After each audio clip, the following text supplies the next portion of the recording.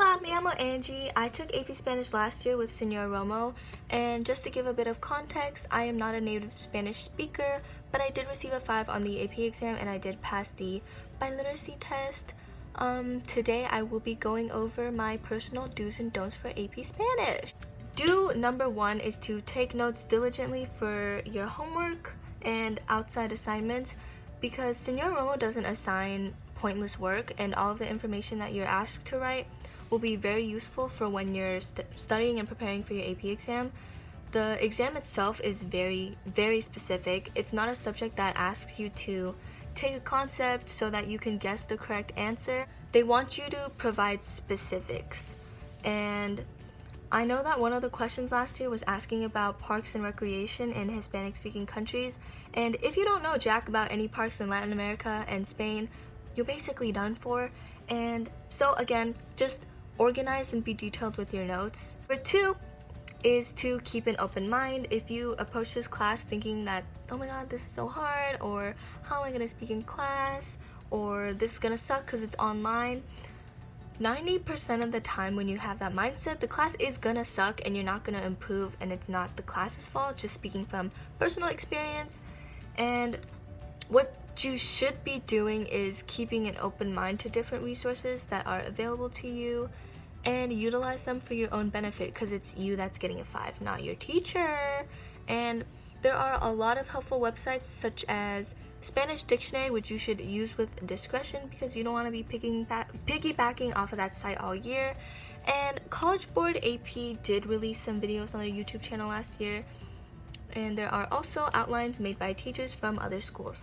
Number 3 is to immerse yourself in the language, and I know this is so obvious and you hear that so much, but language is kind of a living thing. It's like a baby.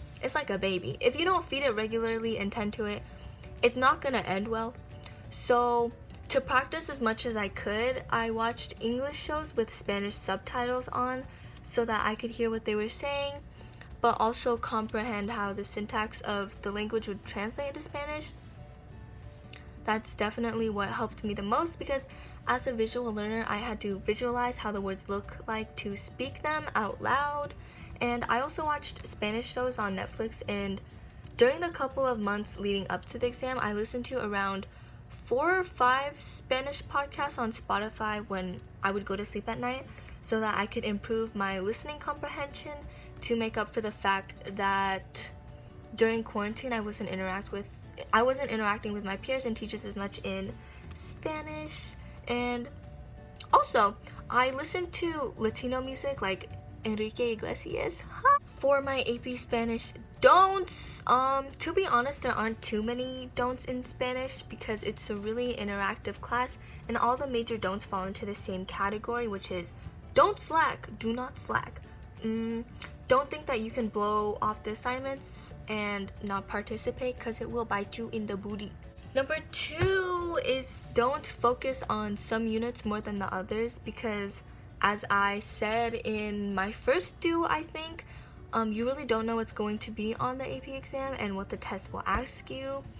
Really simple. Number 3 for my don'ts is don't rely on flashcards and boring textbooks if you know that they don't work for you.